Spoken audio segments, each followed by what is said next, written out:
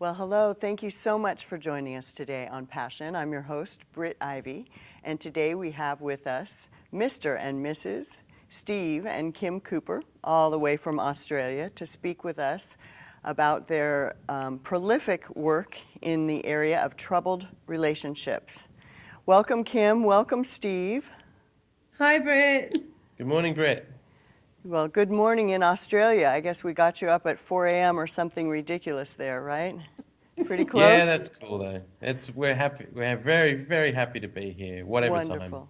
Wonderful. Well, thank you so much for joining us again today. This is quite a fun project. So your Love Safety Net workbook is for sale on your website, thelovesafetynet.com. And today we are going to be speaking about Chapter 2, Limiting Abuse. And I believe we just showed a clip of the front of your workbook. And Kim, that's quite an amazing work. I know you've written many books, as we've referred to in previous DVDs. So today we're speaking about the chapter on limiting abuse. And I'm wondering if you could open the program today by sharing with our audience your definition of abuse. Thanks, Britt. Abuse is a difficult subject because there's a whole lot of different behavior that I guess can be defined as abuse, through from, say, extorting finances out of the family to spend on a mistress or on an affair, through to put downs and insults that are aimed at keeping a partner isolated. But I guess a very simple definition is just basically when a person puts their needs before the emotional and physical well-being of their partner. But this can be complicated and things can get confused because often there's one partner who's really turning themselves inside out, trying to do everything that they can to fix the relationship and to bring peace to their home. And while the other partner is actually making them feel like they're responsible for the fights and for the discord. And this can be so it can end up very distressing and it can end up a very confusing subject. Well, I see that is something that could get quite confusing. And from what I understand in these types of relationships, confusion is often a tool that's used to exacerbate fighting situations, etc. And oftentimes there's one partner who may be turning themselves inside out, trying to end the discord, and the partner may be actually blaming them for the fights, which just keeps the unhealthy cycle going that nobody wants in the first place. You know, nobody gets married wanting to get divorced. Nobody gets married wanting to fight or be in relationship with their children or bosses or anyone else to have that much discord going on. So appreciate your definition. We are going to be cutting to a clip that will speak a little bit about 3 questions as you refer to them on your website. Did you want to speak a little bit about the clip that we'll be showing the audience, Steve? Yeah, well, the clip talks about the 3 questions, which we will talk about later, but the clip's an introduction to our Narcissism Cured site, which deals more specifically with helping individuals who are in relationships that have become abusive. So that's characterized by one person realizes there's a problem and they want to do something about it. Perhaps there's still a lot of abuse going on though. But then with our Love Safety Net site that you mentioned at the opening there, Britt, that focuses on partners learning general relationship skills that will help improve their home life. So it's a more general, it's a more cooperative site where people can work together. Wonderful. Well, I know you had a site in the past too called stopthefights.com, which was really a fun site. So I think you're moving away from that now more towards the lovesafetynet.com. And that's also where your books, Kim, you've written at least 8 books. Your books are sold online as well as the new DVD series that we're putting out and others that will be coming along that I'm very excited about. You have an anti-bullying CD series coming out, which will be very exciting. And Steve, in show 2 today, I understand you also have a series coming up, and we will keep them in suspense about that one. So in the meantime, very excited about that. Yeah. yes. Stop the Fights is still there, though. Stopthefights.com is still a happening thing. Okay, all right. And It's Kim, very is there good to go and have a look at. okay, Kim, is there anything you would like to share with our audience before we go to our clip? Well, I guess just that you know, when someone's caught up in an abusive relationship, often they're asking themselves, you know, am I really the one causing the fights? Because as I mentioned before, that's often a really big dynamic of there's a lot of blame being thrown around. And so I guess that's just what this clip is talking about, and it's an introduction to our site at Narcissism Cured. Okay, well, thank you.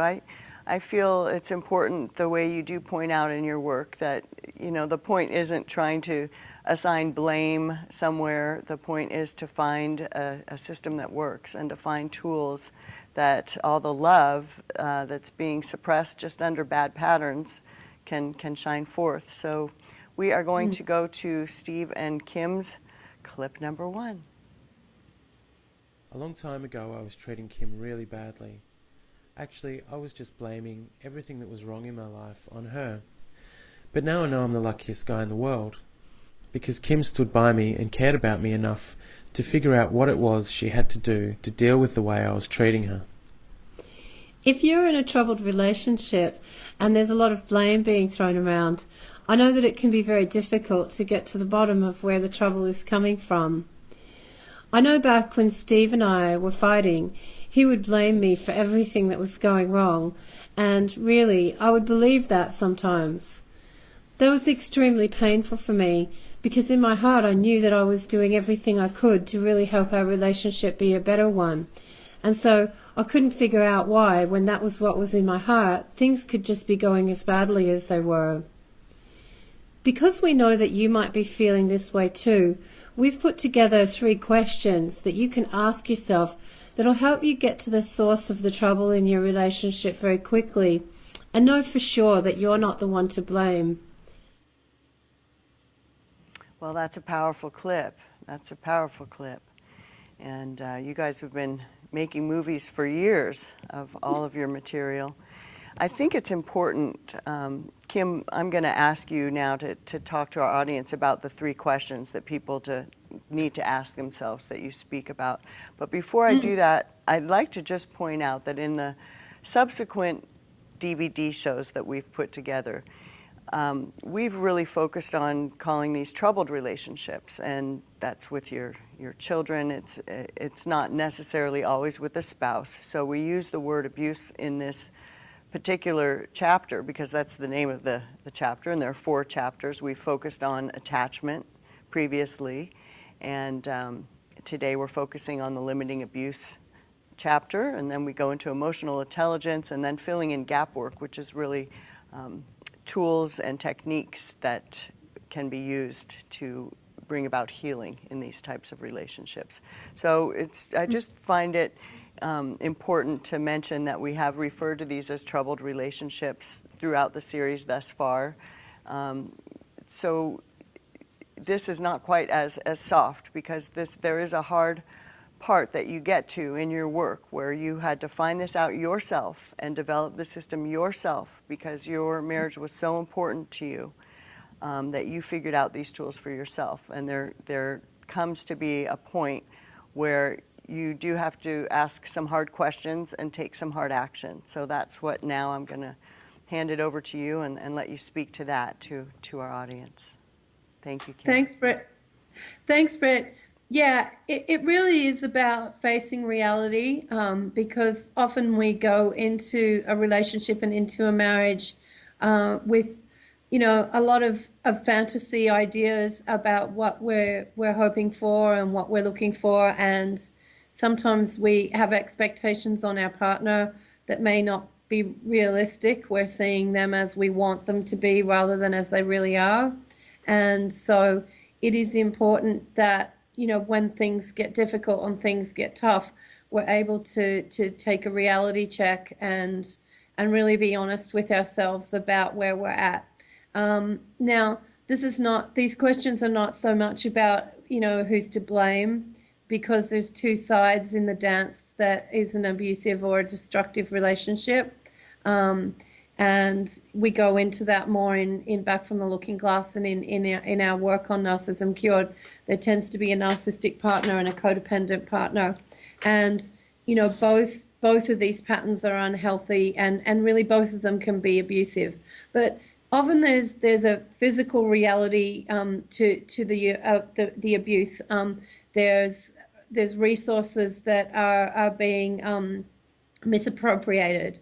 It's about time or money or love, and that isn't actually being shared fairly. And so this is really about actually finding out, if someone's actually taking more than their fair share out of the relationship and maybe using the fights as a cover for that. And this often happens. So the questions are basically, to ask yourself is, do you lie or hide things from your partner, such as affairs or pornography or crushes or hidden lines of credit, perhaps, or maybe plans for the future that don't include your partner, to avoid hurting them or to avoid making them angry. The next question is, do you make excuses for your behavior by comparing yourself to people who behave worse? That's a very, very common symptom of someone who is abusive, of saying that it's okay what they're doing because look at, Joe down the street, he treats his wife much worse than I do. A lot of guys treat their wives worse than I do. That's a real warning sign. And the last question is basically, do you control the money in your household and watch all of your partner's spending and maybe leave them with limited funds, while you hoard more of the money or hide money transaction or hide lines of credit, to buy yourself things that you may feel are, necessities, but really are luxuries compared to what the rest of your family's getting by on.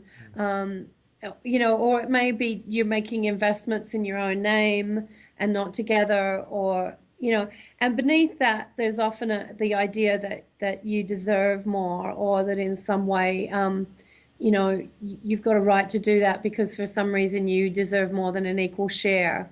And that leads to this blame game of then blaming your partner, maybe for your current financial situation, or trying to put the blame on your partner for these things, for the affairs or the crushes or so these are just really basic questions. And I mean, if you can answer all of those questions and say no to them, then maybe it's worth you looking at those things and seeing if maybe these are things that maybe your partner's doing without you realizing it.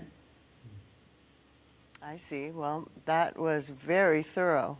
Thank you. That was really helpful to understand what you're speaking about. And I would imagine it would be very hurtful to find out that your partner is making plans without including you and having excuses as to maybe why they're not including you, or however that looks.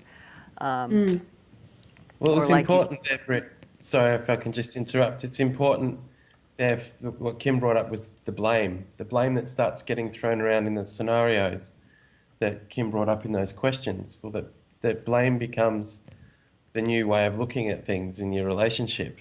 And that's not actually any way to get to the truth.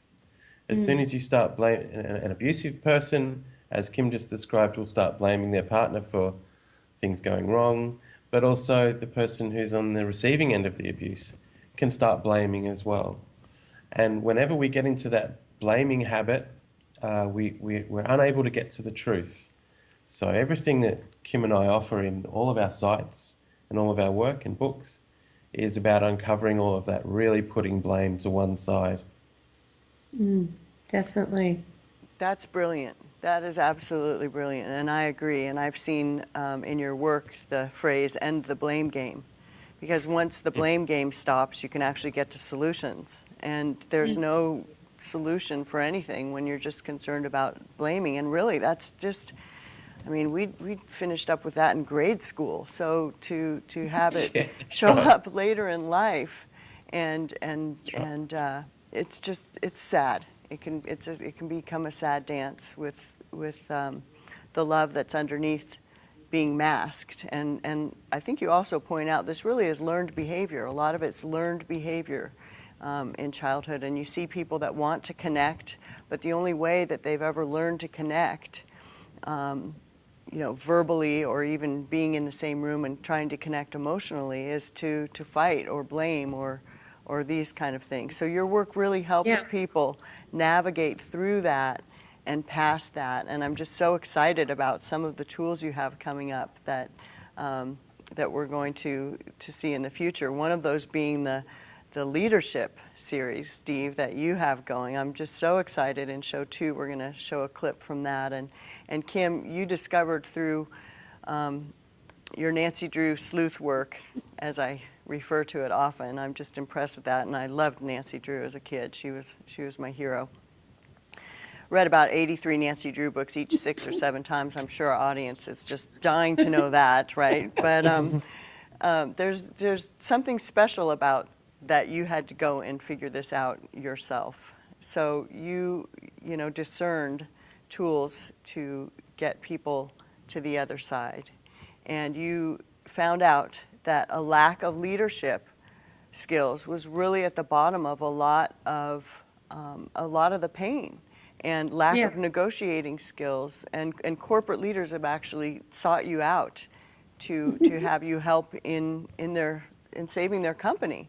In one instance in California that I'm thinking of, because really it can look like a really mean person, but really they could be drowning in the fact that they just were never taught how to negotiate. Even something as simple as who's going to drive to the movie, and all of a sudden you're fighting about something ridiculous like that. When life has so much fullness to offer, and we are so grateful. We have our health and our minds and people like you that want to give back to the world with their work. So there's not time to fight over who's going to drive or things like that anymore. So I'm so grateful. That's right.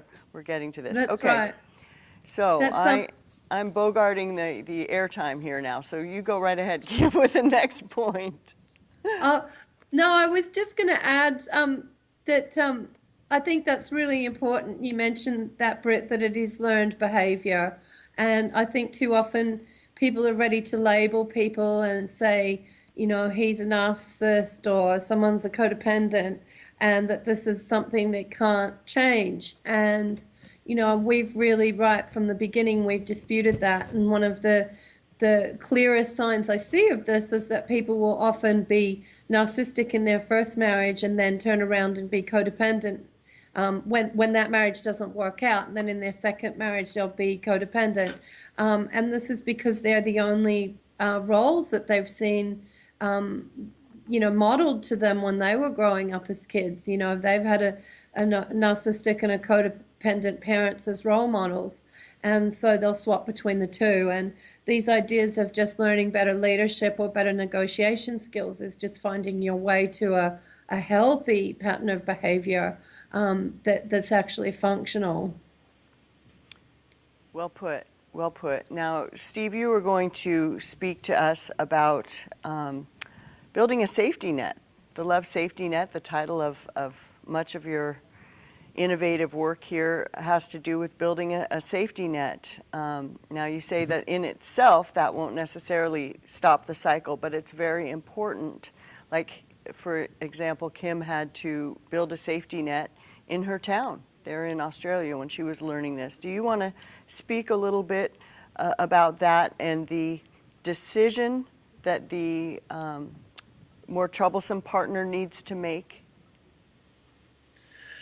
Sure. Well, of course, a lot of the audience knows that a lot of the backstory that Kim and I had a really bad relationship for a long time, and back in the old days when I was the abusive spouse, I was often trying to isolate Kim and because that made it easier to exploit Kim.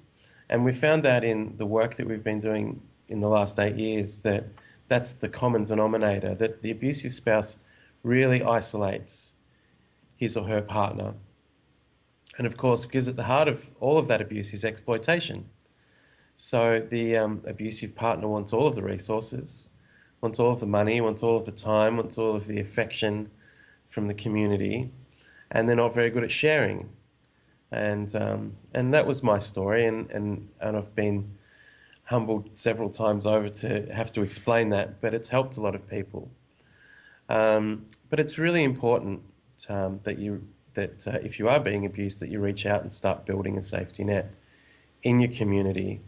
That on itself is not going to fix everything. It's just one of the very important steps that you need to take.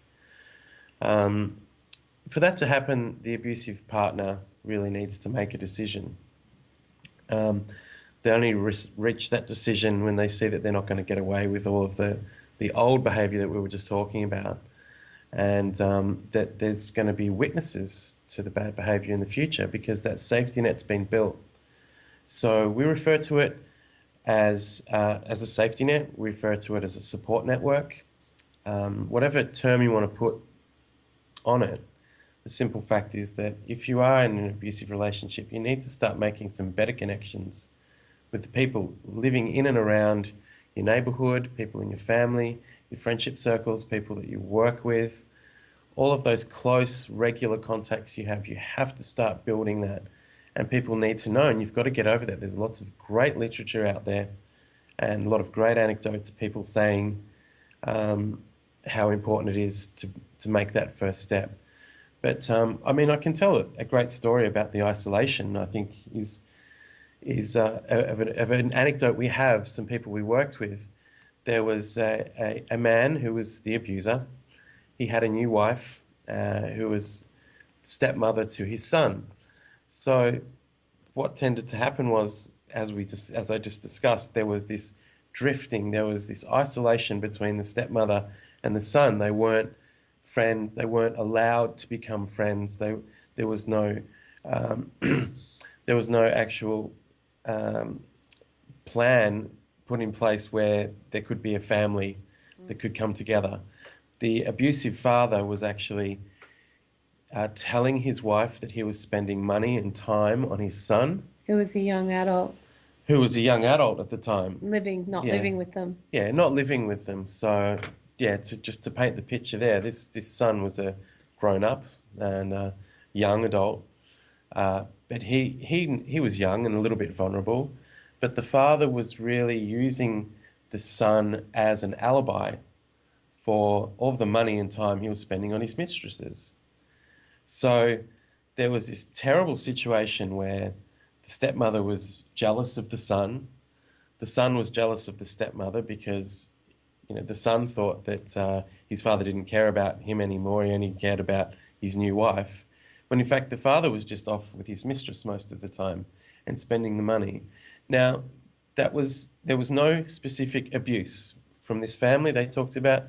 No one was swearing, no one was cursing, there was no abuse as we tend to think of abuse, but there was an abusive system put in place. The system of abuse was based on a web of deceit, and it was used in order for the father, the abusive person in this situation, to hog the resources. And it hurt everybody in the end. I mean, everybody lost in the end. Unfortunately, in that story, obviously the truth came out, and a lot of hurt was experienced by everybody. So when we talk about abuse and we talk about isolation, we're really talking about systems that can be put in place by abusive people. And a lot of that now, eventually, the abusive person who's built those systems of abuse will start, as we talked about before, will start blaming everybody else. Well, I'm only having an affair because, you don't love me this much and you don't care about me and you don't do this. So there's even another layer of blame sitting on top of all that abuse. So we have to be very careful. I think it's important to also realize that reaching out to the community is really just, in the first place, the safety net is to keep yourself from becoming isolated. It's not always necessarily reaching out and expecting other people to rescue you or save you, but it's just making sure that if everyone's talking to each other, like in that situation, when the son and the stepmother actually started talking to each other more and forming a better relationship, that was when the truth was able to come out, and things, even though they got more painful, could get back on a path to healing. Wow, well, I hadn't heard that story, so that's a pretty extreme story there, and it does show you how you can get into situations where people will find blame to justify the most extreme behavior, you know. So that's interesting. I appreciate that, and I feel the safety net in the last minute and a half or so we have here, the safety net that you recommend building, also really will be there for the couple as they build. So it's not like you're running around and tattling or making things up, but you're just really building a community of folks that are invested in the success of your relationship because they care about you, you know, and a lot of this stuff just happens because of a lack of skills. At least that's what I choose to believe most of the time. So we're going to speak in the second show a little bit about tools that you suggest to build relationships. So if you would like to just go out here in the last minute we have, I'd like to just let you go ahead and finish up before we show the Sure. Love Safety Net Life Preserver and say goodbye, and then we will go on to our next show. Thanks. Well, I think it's really important. I mean, the only thing I'd like to add, Kim, and I'll try and be quick so you've got time as well. I just think it's really important that if somebody is exploiting you financially, just in that situation I just explained, that it's really important that you don't let them get away with that. And crying and complaining won't fix it. You need to find that courage to separate your bank accounts, to make sure that you can protect what's yours and what belongs to the kids and what belongs to your family or whatever it is. And it's very important that you learn to step up and not cry and complain and try and blame or try and look for sympathy, because that won't help.